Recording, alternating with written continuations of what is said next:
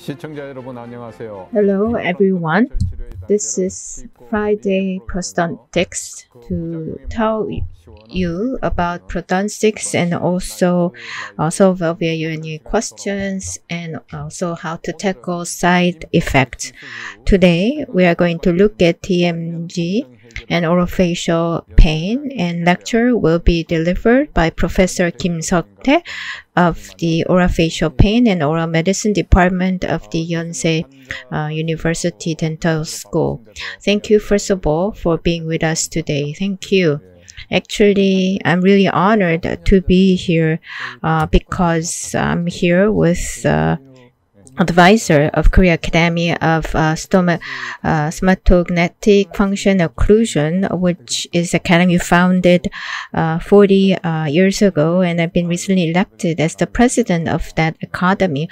Well, congratulations. When we talk about the temporal mandibular joint, TMJ, I think you are the leading expert of this area in Korea, so we are very honored to have you as a lecturer. And before you start your lecture, could you maybe summarize what you're going to talk about? Well, to the prosthodontics and those that are running their own clinics, I'm going to talk about various TMJ related side effects and pain that you might experience after implant surgery. So in that area, I'm going to talk about maybe in 3 areas. Yes, I hope that you will have a good lecture and will surely enjoy them. Some housekeeping announcement. We have live chat function available, so if you have any questions, post your questions, and we have lucky draw for those that are posting questions. We will send you Starbucks coffee coupon, and if you are chosen as the best question, then you will have the Watson Music Tiger dental set, which we will present you as a gift. And please note that only those have agreed to receive marketing messages from dental will be eligible for such gift lucky draw. And also we have a Kakao channel, so please become a member of that channel so you can receive various informations. So we look forward to your continuing interest, and we will now start with the lecture of Professor Kim Seok-tae.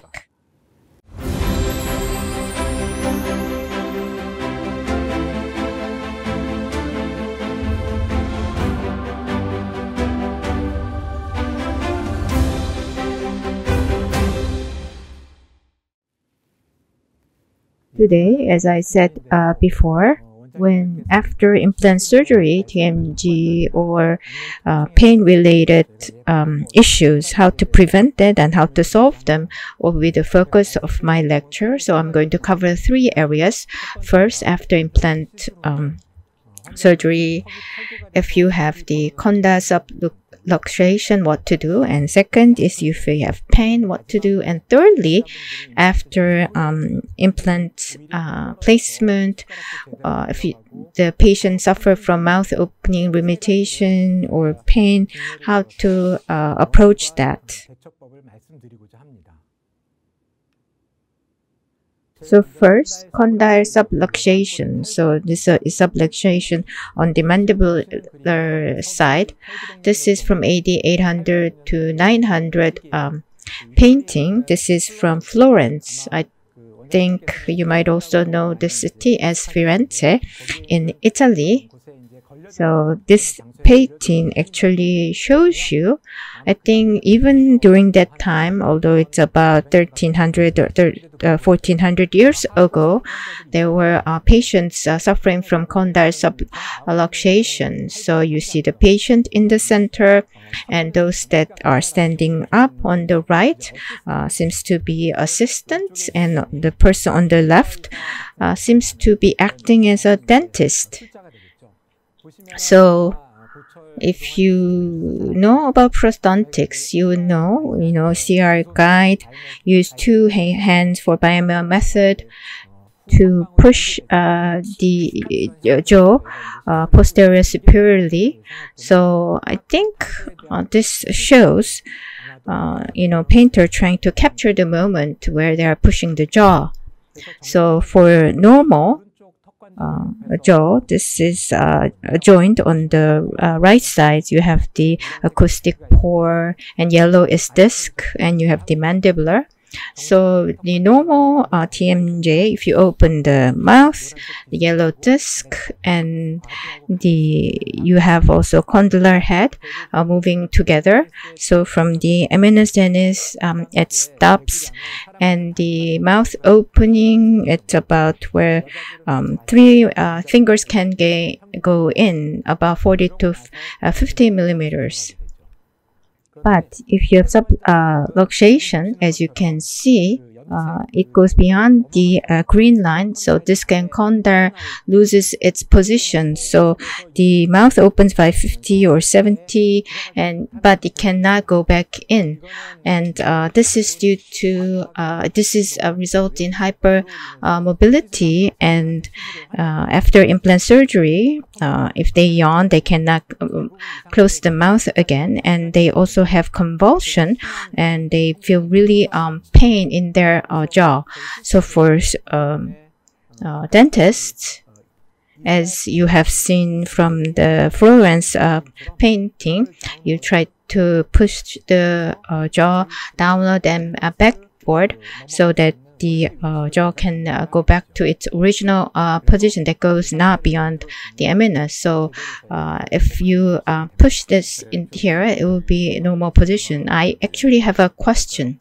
Actually, in my treatment also, sometimes, although not frequently, I do have the condyle subluxation where the patient cannot close mouth. So for dentist, what should he or she do to prevent or minimize such a subluxation? Well, I actually prepared this slide. As you can see, on the mandibular side, if there is a subluxation, I caution the patient about 3 things, and to the dentist also I give about 1 or 2 tips. So to the patient, when you yawn, I ask him to put the tongue, the roof of the mouth like this, 1, 2, 3. 1, 2, 3. So when you yawn, if you do this, as you have seen on the slide, the condyle, when it goes beyond the genius, it stops before that. So it doesn't open too much, right? Yes, that is it.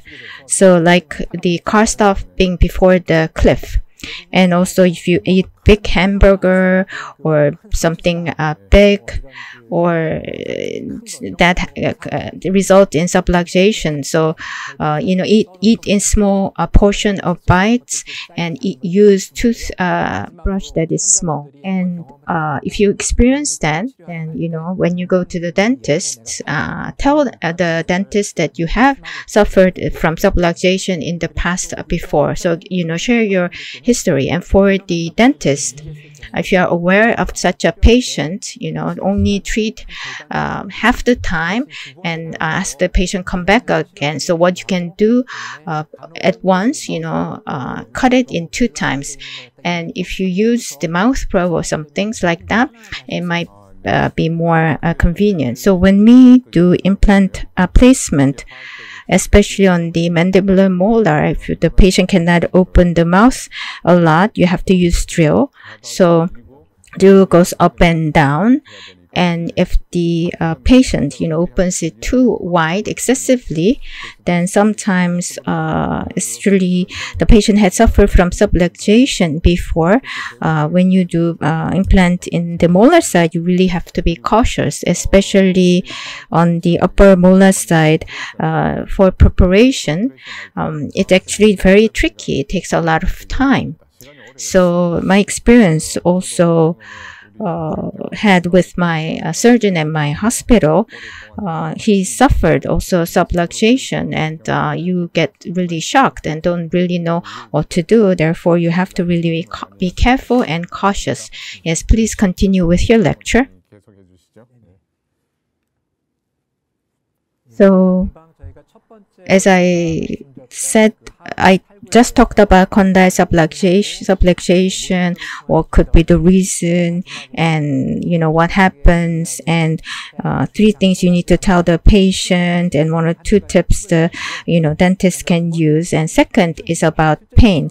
Actually, subluxation doesn't happen very frequently, although it might be really when it happens a surprise to the dentist. But pain actually happens more frequently, and for endo treatment or tooth extraction, not just for implant placement, patient can suffer from pain. So you probably learned from this school, but for the TMD, the temporomandibular disorders, not only TM joint, but it also relates to muscle disorders. So it can also relate to joint, as I said, to muscle. But for the dentist, we've been so focused on joint since we were students, so you might be more interested in that. But there are about 4 muscles you need to remember, those that are in the bright blue. These muscles is something that you have to remember when you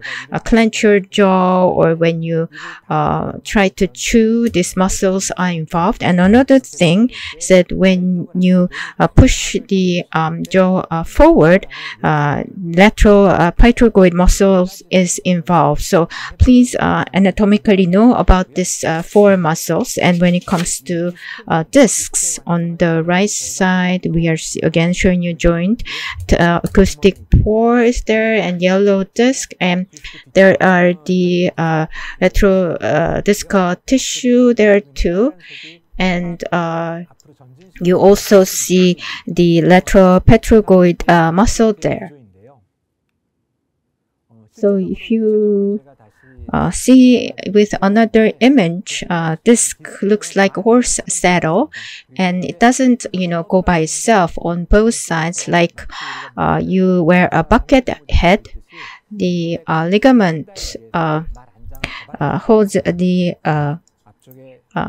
muscle like the saddle, and through the various contacts, it holds all together. So from the front, on the corner view, you have the bright blue disc, and then like a fluid, what is acting as a lubricant, and overall holds the lubricant together. It's held in capsule. So disc is between the upper and lower jaw, helps the jaw movement, and acts as a buffer. So like this, histologically, you have the condyle and joint. So you have the muscle, and you also see the retrodiscal tissue, and the disc. It looks very clean on top. Actually, this disc itself, like our nails, doesn't feel pain. So when you put a needle on your nail, it doesn't feel. So same with the disc. But the capsule that surrounds it and the retrodiscal tissue are the areas where pain can be felt. Hence, like I'm talking about pain here. And as you have seen with that image, if you have joint pain, it's TMJ joint, or it could be also muscle-related pain. So it can be related TMJ or muscle. But when you distinguish this pain between TMJ and muscle, like I have this pro basketball team, then our academy president liked. This is my actually second favorite team. I'm not going to mention my first favorite team, but anyway, finger is most important, like wearing this red glove.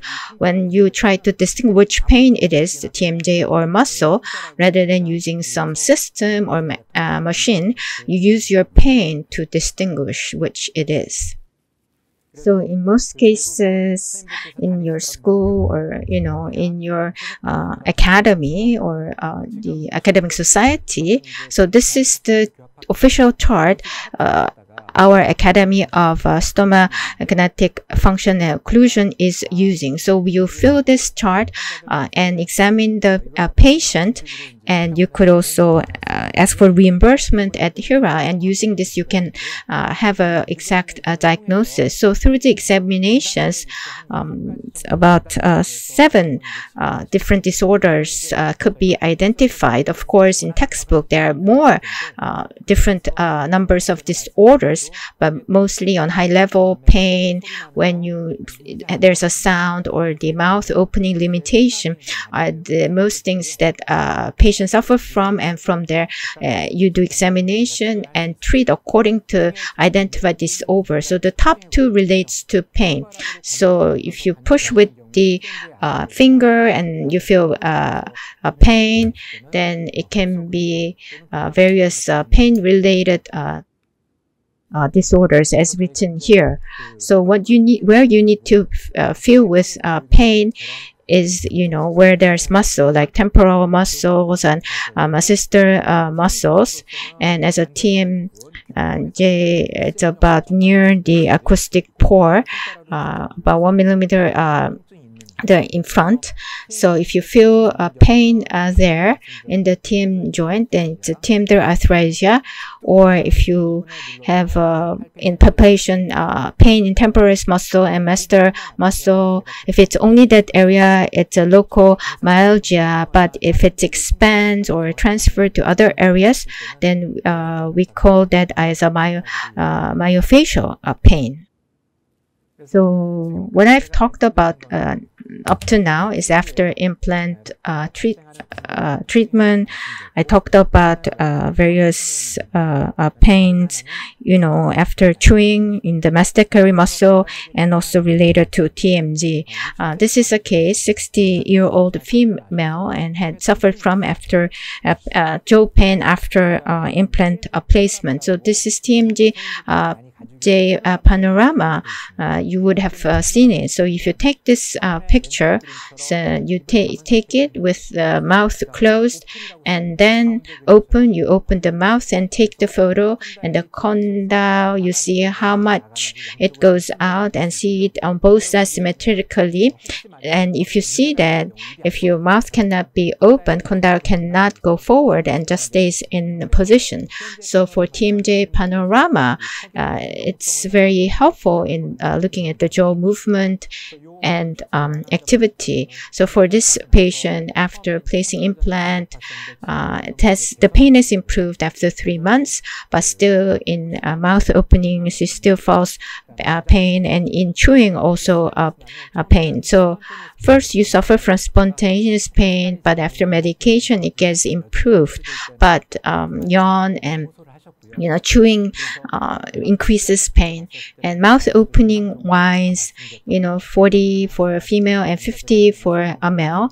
So this was 60-year-old female, but the opening was 52, so quite large. And prosthodontics wise, in the CO stop, there were good contacts. So overall, the conditions were good, as showed from various examinations.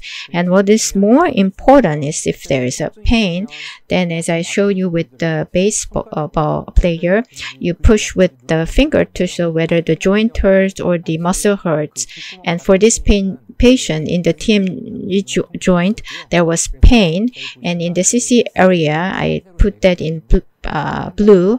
So that was where she felt the most pain, and from that you could say that she's suffering from the TMJ arthritis. So mouth opening was within the normal range, and clicking sound could also not be identified. So there was a muscle inflammation for this patient on there. So you could eat something that is soft and do some hot massage on the pain area would be helpful. So with the pain, if there's a TMJ pain, then you could use NSAID. You use a lot as a dentist, right? So you could prescribe NSAID. but for the pain, not only joint, but also on the temporis and the muscle, you could also use some muscle relaxing medications also. So physical therapy might help, but just staying at home and doing some hot massages with towels and eating soft might help. But even after 2 weeks, if it doesn't improve, you could use a splinter. If the pain is severe, then rarely we could also prescribe steroids. Of course, prednisolone is the most often used, but in most cases, 90% of the patient you will see, NSAID would do the trick. What I recommend is airtile aceclofenac, it's called, but besides Carol-F or naproxen, this type of substance-based medications will be helpful. So this is the ones that I also use very much. Now, in terms of muscle pain, there could be 3 types. You feel pain on the muscle area, it's a local myalgia. And you feel the pain when you push with the finger, but not only that area, but there is a palpation of the pain, and it's also referral to remote sites. Then we call it myofascial pain. Lastly, if there is a spasm in the muscle, we call it myospasm. So in terms of local myalgia, it's a localized muscle pain, and for myofascial pain, the pain transferred to other areas.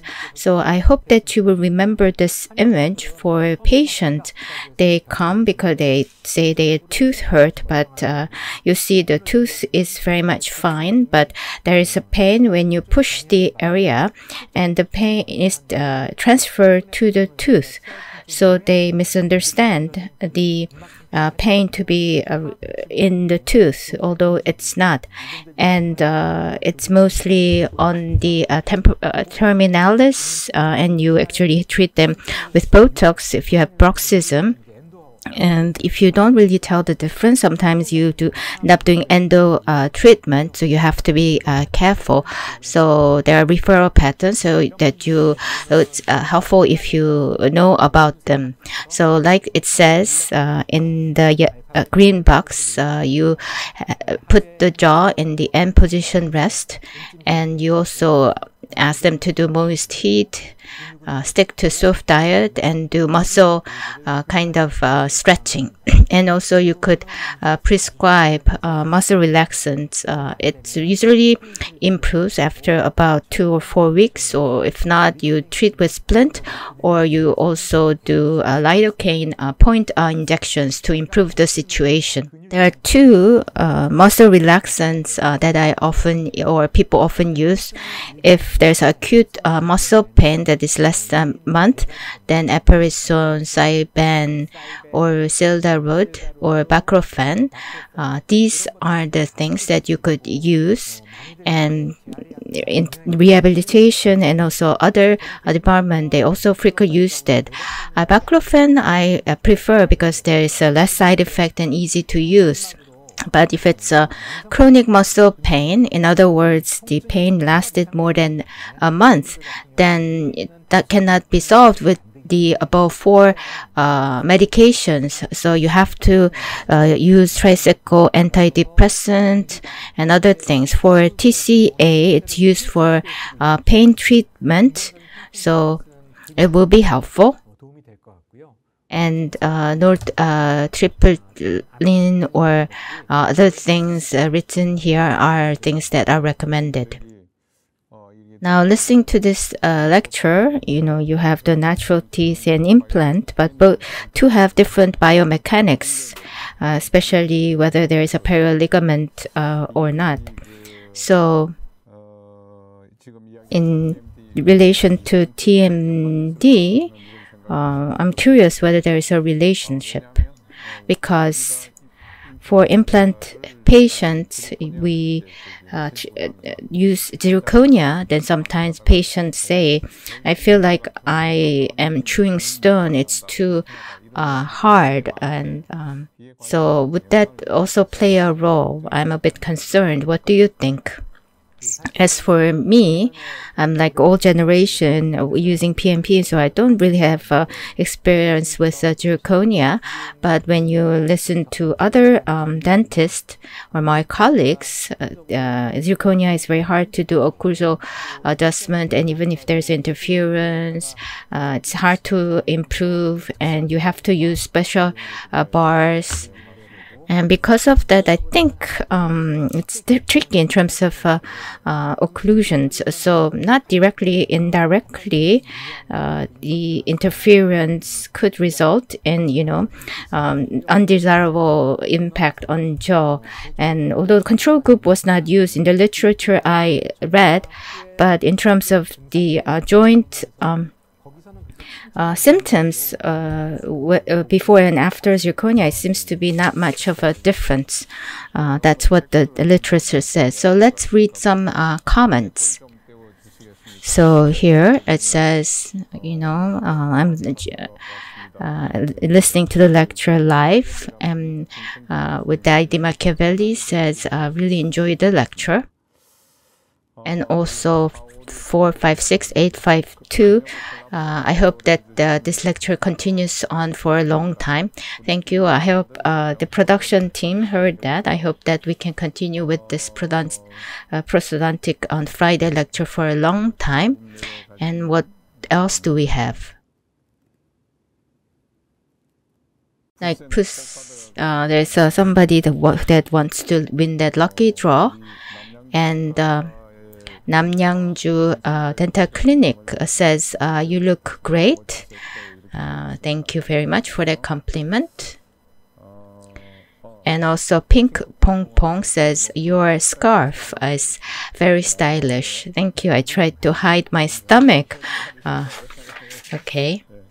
And also there is a question from manager, and it says that Dr. Beck, nickname for the YouTube or the YouTube ID. The question is, whether the TMJ CT is it covered by insurance. So, what on that question? What would you say? Whether the TMD or the jaw joint CT is covered by insurance?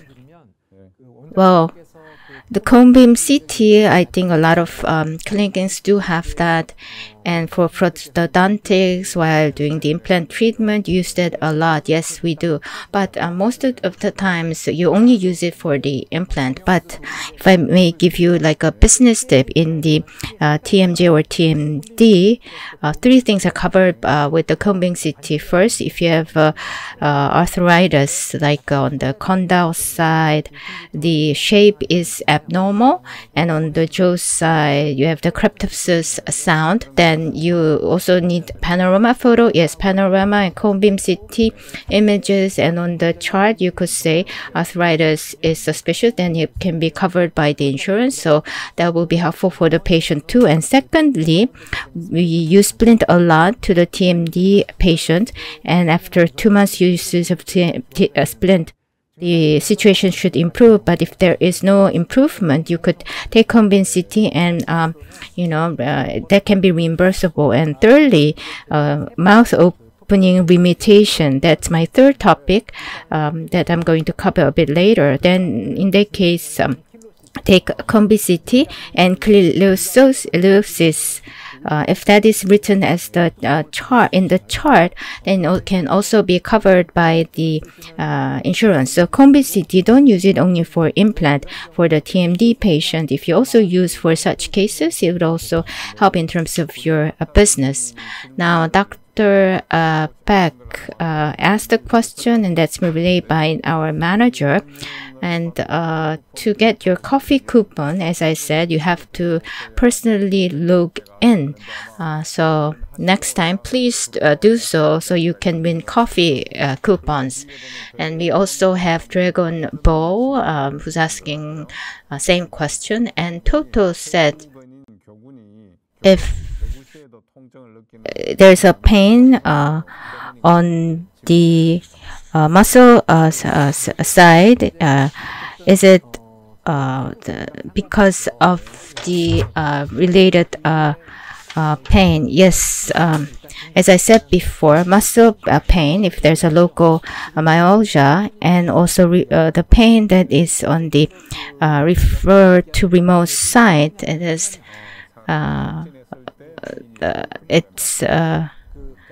so you see that in the temporalis muscle, but as I said before, if there's a palpation of the pain and refer to remote sites, like you push the temporalis muscles, but the tooth hurts, that type of is a myofascial pain. So it's not, you could distinguish that like that. Okay. Also, congratulations on being elected as the president. Oh, please be mindful. I'm the next president. There is a current president that is in still in his term. Now, is there? It's hard to take MRA as a clinic. So, is there a way in the CT or TMJ view to read the dislocation or disc status? I think this relates to my third topic about the open mouth limitation. So I will explain that while covering the slide. And also, ID Long said without using temporary, in case the final prosthesis is used in implant, there are frequent cases where you end up with under occlusion. Now, in my opinion, so TMD and pain, is it related to that? Well, since that question was asked, let me tell you something. A lot of people actually have gotten implant recently, but came to me because there was a jaw pain, and there's a lot of under occlusion in that case. And so when I also had my crown made, if you first you feel a bit of discomfort, but after that time you get it's okay.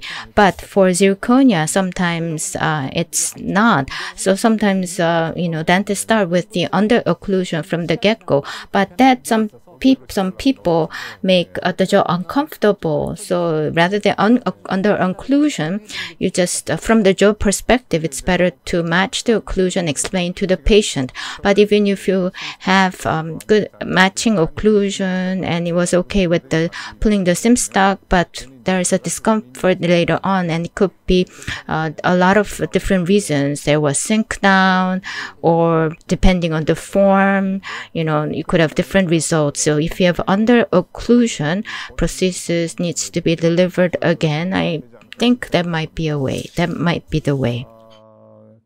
Next is, now this is the last question, and we will continue with the lecture. And Art says for TMD patient, he requires full arch prosthesis with a vertical dimension elevation.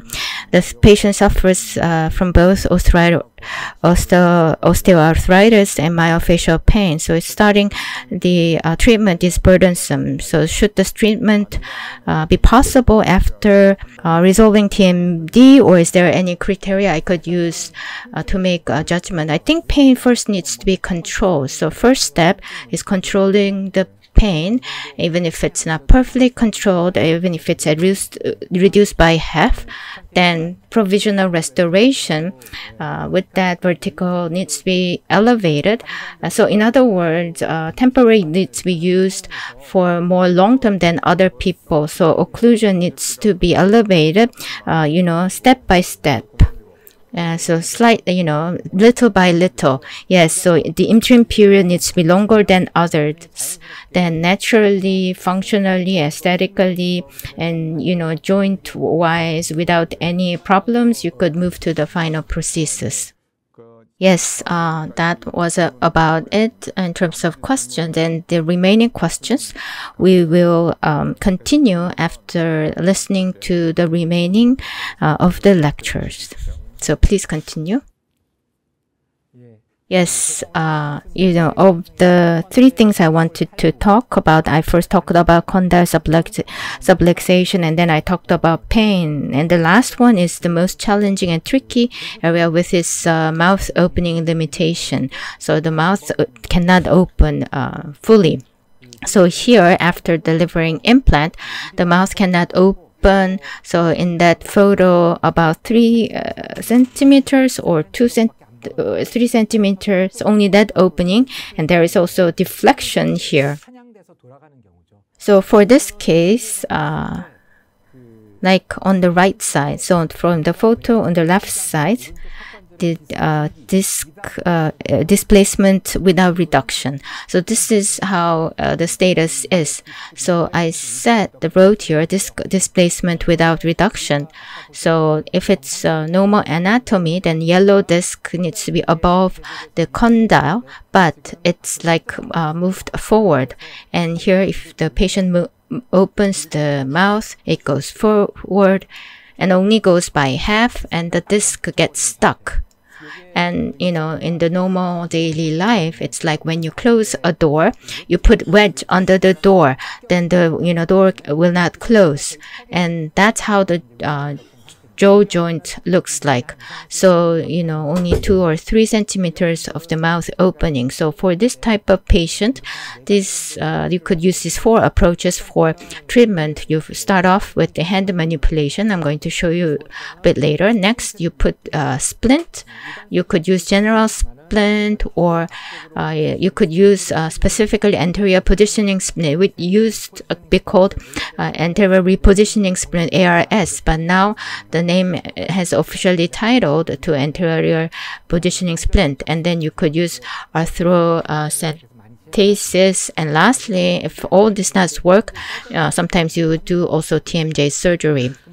Now, of the 4 approaches, first thing you could start with is hand manipulation. So your right thumb, you put it on the posterior of the mandibular, and you remember the Venice painting, jaw, you put it downward, backward, but here it's downward, backward. So you put it down and then put it backward to put it in place again. And as you can see, this is my hand, and I lightly only wear a light glove, but in this case, mostly a lot of patients find it discomfort and they bite the hand. So I actually protect my hand. So please be mindful of that. And you could use APS. Which stands for anterior positioning splint. So for APS, the indication for using APS would be the mouth cannot be opened, but I wrote a lot of things here, but the first bullet point is important. You put the edge to edge the jaw, and you make the patient open and close the mouth again. And if there's no click or the locking is resolved, then it's improved. So the deflected and photo that you have seen, the disc is out of place. But lower jaw, edge to edge, it's moved forward by about 3 centimeters, and there the disc moved to the right position. This is indication for APS. And so in that position, now it's only on the lower side, but the upper, it can be made more comfortably. But anyway, upper or lower, the APS, you only wear it during the night time. Then as you can see, when opening and closing, it can be done normally. And actually on the upper side, if you make one APS, you could, customize it like this. So creating one for the maxillary side can be more easy. So I don't know, there was the question, I forgot the ID, but that relates to the question. So when the mouth does not open, it's two things, because of the disc displacement or other reason. But without CT or MRIs or images, you could know by like this, opening the jaw, and if the patient, like it says on the table, if it's a disc displacement, with two fingers can go in, but like if there is a deflection, and if you forcefully try to open the jaw, it cannot work. So I said it here has a hard. There's not much of a pain. So on the left table, two fingers can go in, and there's a deflection, and that cannot open with force. There's a hard hand feel without much pain. That without MRI, it's actually so without reduction. There's a disc displacement, but only one finger goes in. There's a lot of pain. Then we can say it's a myospasm. So this is how you distinguish between the disc displacement and myospasm. So in conclusion, of the three types, I've focused on subluxation with the condyle luxation, and then you have pain, and then you also have mouth opening. Sound I didn't cover due to time constraint. And if there is a pain, then there could be TMJ arthritis if there's a TMJ pain, or if there is a myofascial, it could be also myofascial pain, and two fingers can go in but cannot be forcefully opened. That it's with DD without reduction. One finger can go in but it can open with force, then it's a myospasm. So if you can at least distinguish among these, then doing in your implant treatment, there will be not much of a difficulty. And also of all this, if you want to learn more or if you need more information, then actually I wrote this book. So it's for the clinic dentist. So it's titled TMD Recipe. I am the author, so you can reference information there too. Well, thank you very much for the lecture. Thank you very much. Thank you. Then let's continue with answering the questions. Art ID. I think we answered that question. Now, Yeonji, she asked, rheumatoid arthritis patients, implant in number 36 and 37, there is no pain, but occlusion seems to be going down. So we are observing by having high PMMA, and we're using the qualified rod and also joint massages, and at the opposite joint, posterior occlusion is being maintained. So how long should temporary be worn, and what kind of treatment would be possible, and splint should it be used?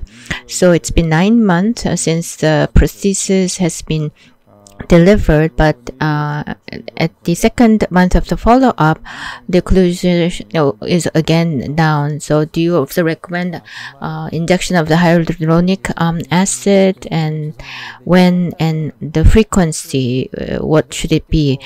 Now, apologies to the one that asked the question. I think this is really tricky and challenging case. It's even tricky case for specialists. Arthritis, if it's local, like in TM joint or knee or something like that, then I can give you some clinical tip in treatment. But rheumatoid arthritis means it's whole body, so local approach will not really solve many things.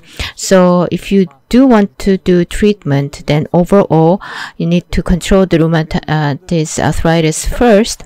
And with simple prosthesis, it will not really solve everything in these cases. Here it says implant 36 and 37, and the occlusion is going down. And what would be the mechanism for them? The bone is submerged and vertical goes down. And so the occlusion continuously goes down. And also, on top of that, it's a vicious cycle. Now, arthritis actually lowers the occlusion, and the occlusion changes, and there you know match it again, but that stimulates, it cuts the thing, so it's a vicious cycle, so it's going to continue to be a problem. Now, I think in our last faculty meeting, we also show a PPT slide about 2 millimeters of lowering. It was okay in the beginning, but it went down by 2 millimeters. So we actually looked at the case, talking about what was the reason, and we discussed about that. And some said, hexagon, if it matched, it goes down, because in most cases underbite, the sim stock cannot stay in place. Then that type of minor changes always exist, but 2 millimeters of lowering is really significant number. I think it's joint or on the orally, there is surely a problem. It's not only about periodontal or occlusion issues.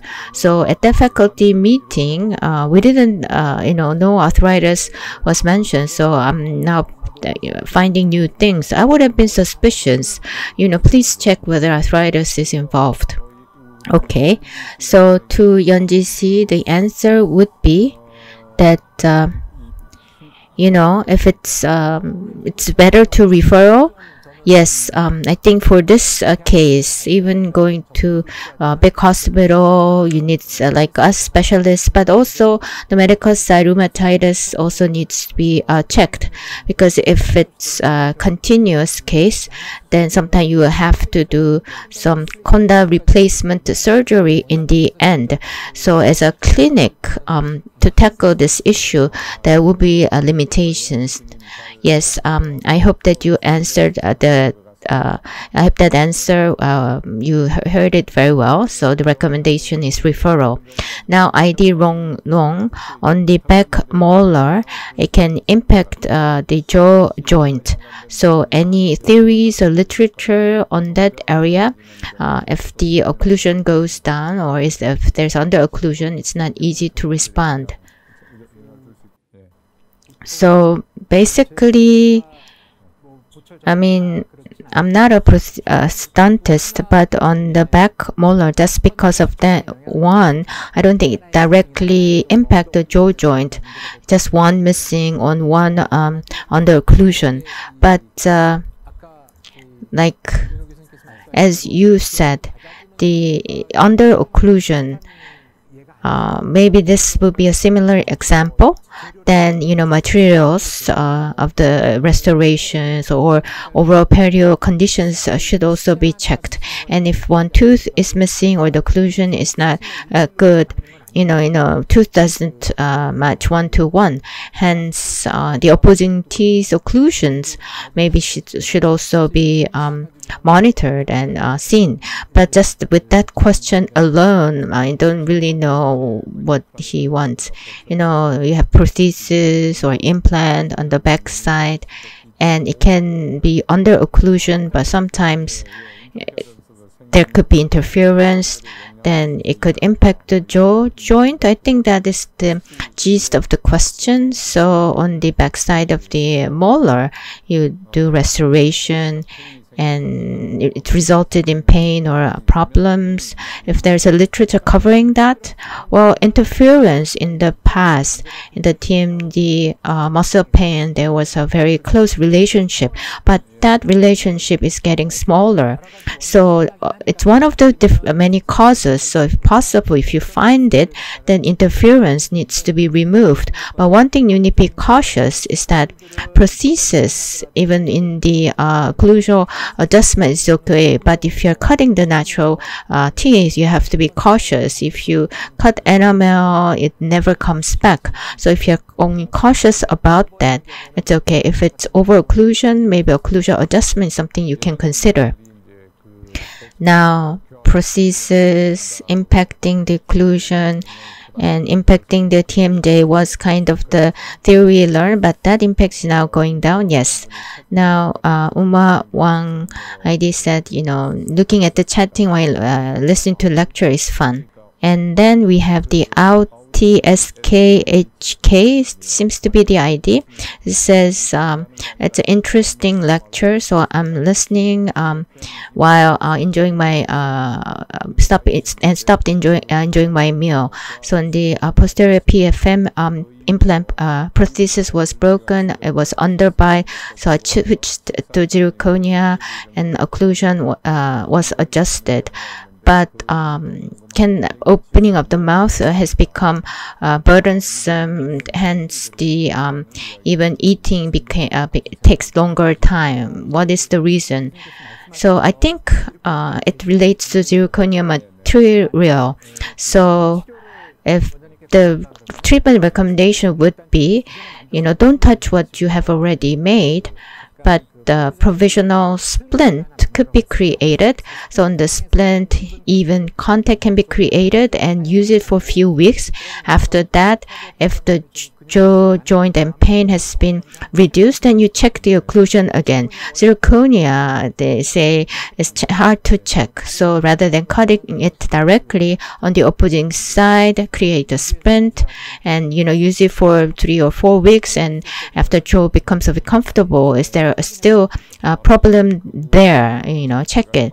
So don't intervene immediately, but use splint. Yes, buy some time with splint. Yes, CCO says there's a lot of TED coming on. That shows how informative this lecture is. So thank you, Professor Kim. And then Toto asked if there is a tooth pain resulting from myofascial pain, then is there a difference with the genetic pain in terms of strength and time? And how can you differentiate that? As I said, myofascial pain is it palpates the pain and it sends the pain to other areas. So clinically, lidocaine 1.8 cc, only half ample, like Botox injection. If you inject in the masseter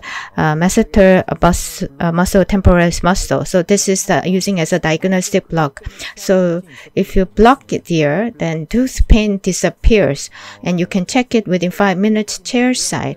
And if you feel pain here and you don't know what it's coming from, you inject it in the muscle, but the teeth are continuing to hurt, then it could be genetic pain, so you can use lidocaine. So be it upper jaw, you push it, and on the temporary muscle and upper, if it's upper side, yes, that's how you approach it. So that's why I ask you to remember that image. Yes, I think that's a very useful tip. LED said, what would be the common splint side effects and how can you prevent it? Now, after splint, what you often see is that every month, if you check it and follow up, no problem. But regular checkup sometimes is not possible, and patients sometimes skip coming to the clinic, and that results sometimes in open bite. So we always use SimStuck for check, and if stump stays in place, we see it as being normal. But patients cannot do them, and I think this is a new product. It's a occlusion self-checker. It's you can use it on the market. You go like on a search engine and you type in occlusion self-checker. So the patient on the canine side, on number 4, on both sides, you check every night, patient himself.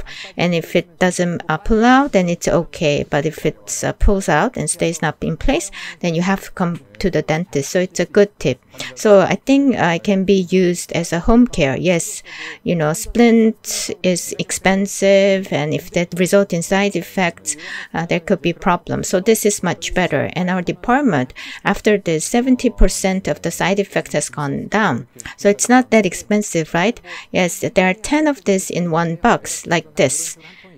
So I think about 8,000, 9,000 Korean won, and you can use one for a week. So 1,000 won per 1 week. Yes, that's a good approach then. So that's about it in terms of the questions posted. And if there are more questions coming in, we will get back to you later. Anyway, thank you very much for your lecture and answers. And also like to thank everyone for posting your comments and questions. Now, we will choose who's going to receive the Busem toothpaste and toothbrush set. So of the questions, the one that stayed in with you, I think maybe it's because ID name Machiavelli came on early and asked a question. So Machiavelli, I think it was one of the earlier questions. Let me try to find it. Yes, here it is. The question must be underneath because there was a saying hi. Let me find that question. Maybe I'm confused because, the name just stayed with me. I don't think Machiavelli asked the question, but let me recheck. Maybe we missed it. Machiavelli, the ID, maybe it was not a question, it's just a supporting, encouraging comment. So if I have to choose again, that rheumatoid arthritis question, he seems to know a lot and is really having a difficult time. So this patient is really tricky one, even for me as a specialist. So he really worked very hard for this patient. So I think he deserves the gift. Yes, then the Yeonji-si, congratulations. And maybe Professor Kim chose Machiavelli. So if it's okay, we can give Machiavelli also a set. It will be okay. So we'll give these two IDs gift sets. So Machiavelli and Yeonji-si, congratulations for winning the set. And the prosthodontics on Friday, live chatting will continue. So we look forward to your continued participation for the coming weeks. We'll always have the coffee coupons and the toothbrush and toothpaste sets always available for you to win. Now, lastly, really thank you very much for your lecture and answering questions. Do you have any closing comment? Yes, I do hope that you will remember what I've told you today so that you can avoid any complications. Now, we have created an app for the TMJ patients and those interested in this area. So if you're interested, check on the YouTube, you learn more about it. Yes, creating app takes a lot of time. You have to do a lot of research. So thank you very much. I think it will be a useful tool.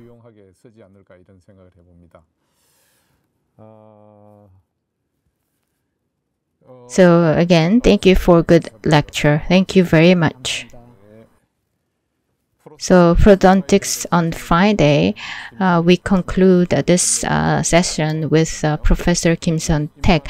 I hope that you enjoyed it. We looked at various ways for solving jaw TMJ and pains. So if you have any more questions, please post it. So we will also post our answers. Next time, we are going to look at the sinus lift with Professor Ho Jung-bo of the Busan National University. Thank you again for being with us. Thank you.